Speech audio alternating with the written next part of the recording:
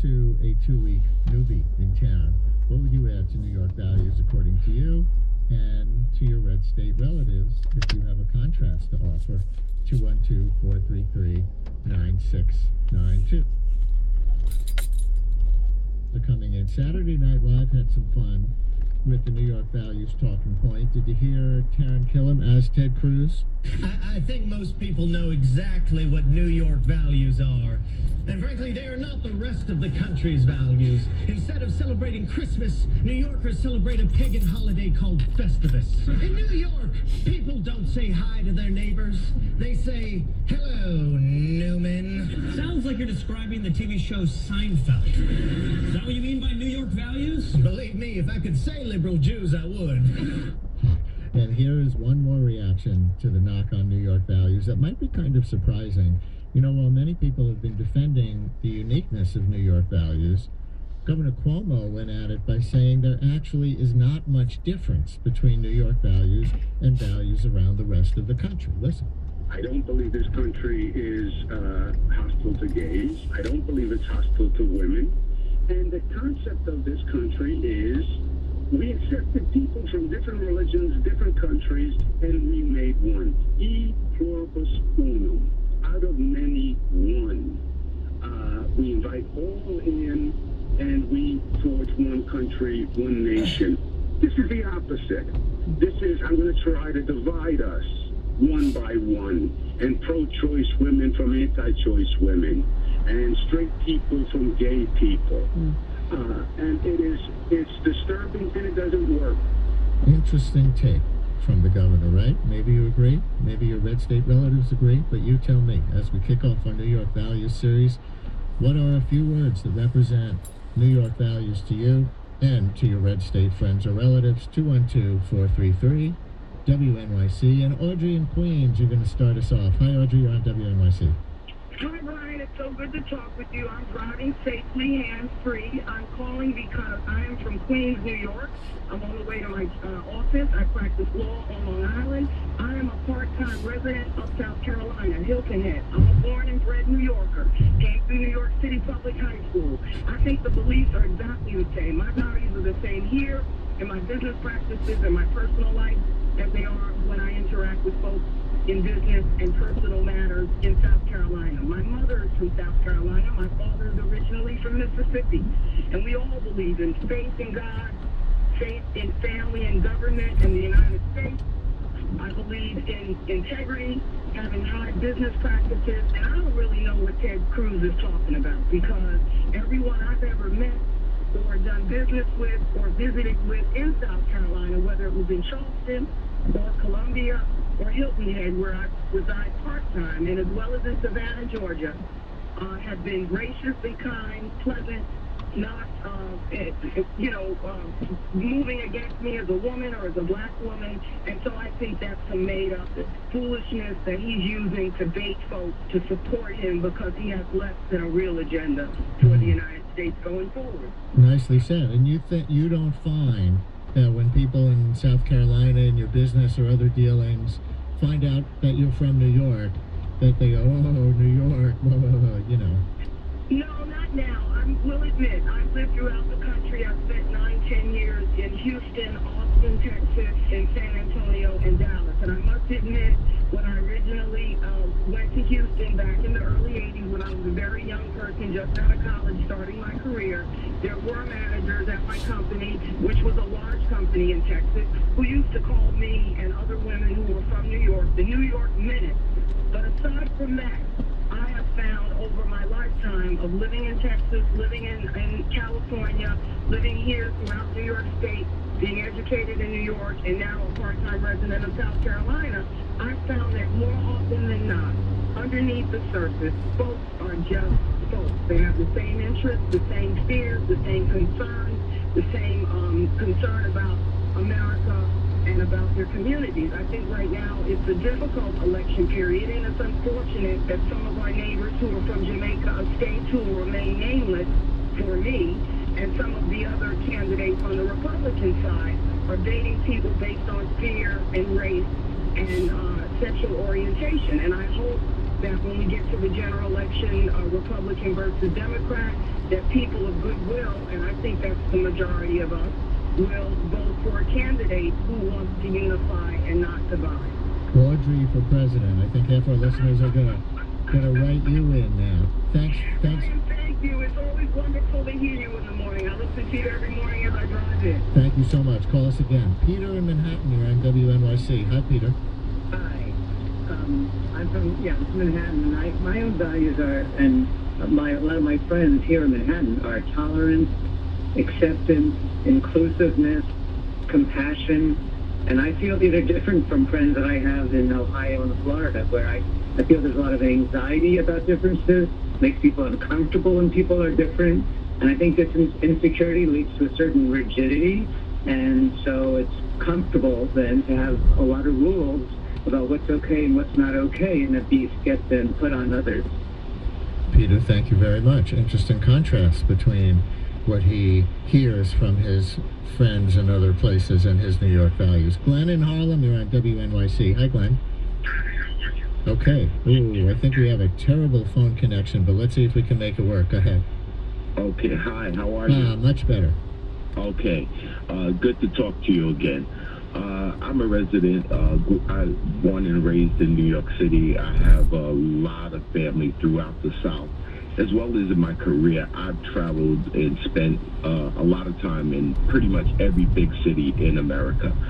And there's no other place in New York, other than New York, where you have an 8 million population of every culture, nation, every language in the world is spoken here. We ride the subways together, and there's just a sense of tolerance and acceptance of everybody from every culture. However, in South Carolina and even in Texas, where Ted Cruz is from, I would love to see them accept as many cultures and as many people from around the world and get along the way we get along in New York.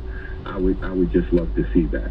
Glenn, thank you very much. I think Malachi McCourt is calling in, the political commentator and comedian, dare I say, as well as actor and raconteur. Is that you, Malachi? Whatever you like, as long as you can tolerate me, Brian. I'm holding my breath. Well, my comment is that we even tolerate conservatives in New York, and we allow them to flourish. Our conservatives are less stupid than Cruz's are, so here we are.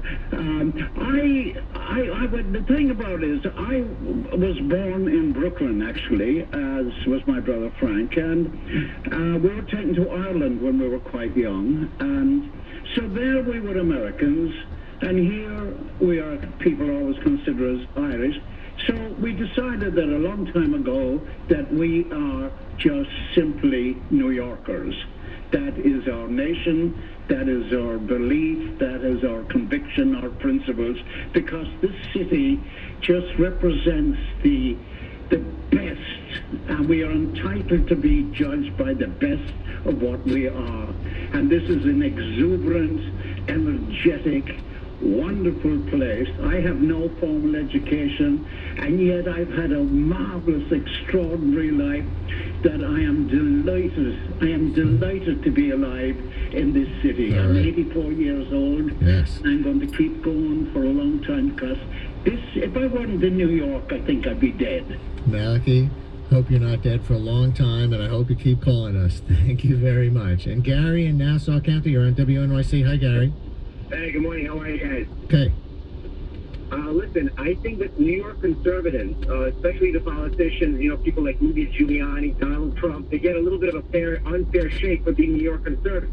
But in reality, I'm going to make an argument that New York conservatives are actually the far more conservative people out there, because the core tenet of being a conservative is limited government, less regulation, not creating a nanny state, which basically means lower taxes, less welfare, cutting through the red tape.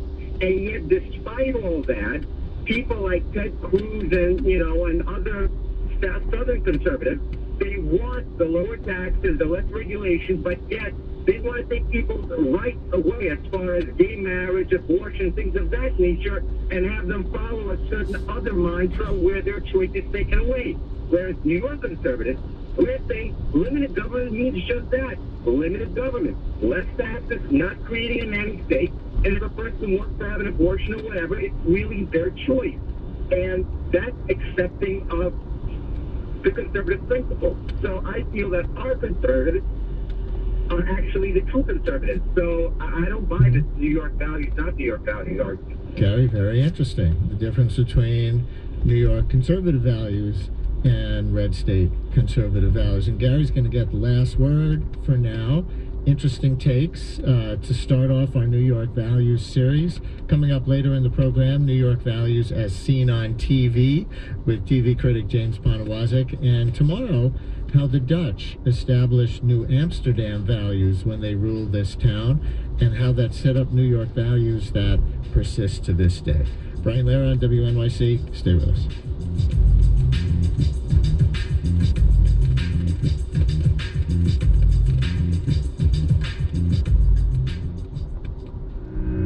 WNYC serves New York, all of them. E.B. White once wrote that there were 3 New Yorks: the city of the native born, who accept its size and turbulence as natural; the city of commuters, who devour it each day and spit it out each night; and the city of the person who comes here questing for something. The natives give the city solidity and continuity. The commuters endow it with its tidal restlessness. And the settlers, he says, give it its passion. WNYC tells the stories of all of us, and always with passion. Immigrants, artists, teachers, students, city workers, subway riders, police, and politicians.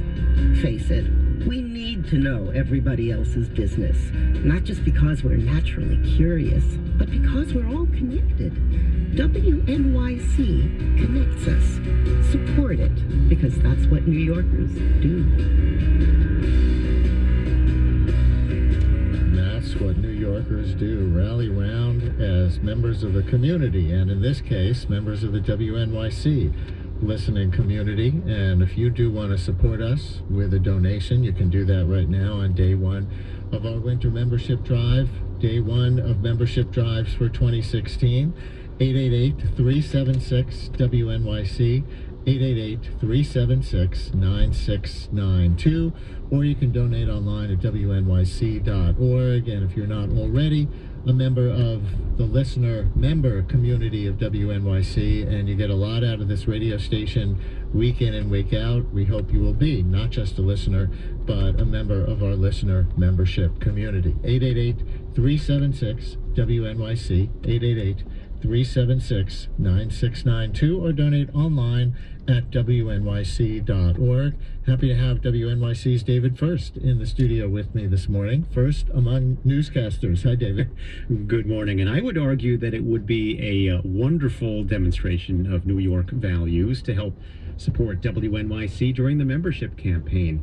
The Brian Lehrer Show is a New York treasure. There's really no better way to describe this, and it only exists thanks to you, thanks to listener support. So you can show your New York values, maybe New Amsterdam values, New Jersey values, Connecticut values, wherever you're listening. If you tune in every weekday morning for the Brian Lehrer Show, we need to hear from you today. 888-376-9692. You can give online at WNYC.org. And I'm somewhat shocked, Brian, to learn that you're offering during this pledge drive the first ever Brian Lehrer Show mug. It is true. And if you haven't heard us mention this earlier in the hour, here it is, a brand new thank you gift, too, really, that we're unveiling this membership drive, a Brian Lehrer Show mug and a New York Values button. You can get them together. The mug has a nice contemporary shape. You can put your coffee or tea or cold beverage of your choice in the mug while listening to the show or at any time of day. And we will thank you with the new Brian Lehrer Show mug for a gift of $96 to WNYC, or if you prefer, $8 a month as a sustaining member, so you don't have to donate the $96 in one lump sum. And with every mug, we will throw in our new WNYC New York Values button. You get the Brian Layar Show mug and the New York Values button when you support the station with a $96 tax-deductible donation for this election year in one lump sum, or becoming a sustaining member, as we call it, at $8 a month, the same $96, but spread out monthly over the next year. One other option, for just $5 a month as a sustaining member, we'll send you just the button. So $8 or more, and we'll thank you with the Brian Layar Show mug and the New York Values button. As little as $5 a month, and we will thank you with the New York Values button alone. We appreciate every gift, no matter how small. That's why we set these thank you gift levels as low as we do. We bake the right New York values into the station's programming by being a not-for-profit news organization built on small donations from the many, not just big donations from the few. You know, a community radio station in the true sense, not corporate media, not a rich mogul's plaything, not an entrepreneur's smarmy startup, a public radio station that the not-for-profit model leading the way in journalism today comes to you from right here. We hope you'll be a listener, supporter at 888-376-WNYC, 888-376-9692.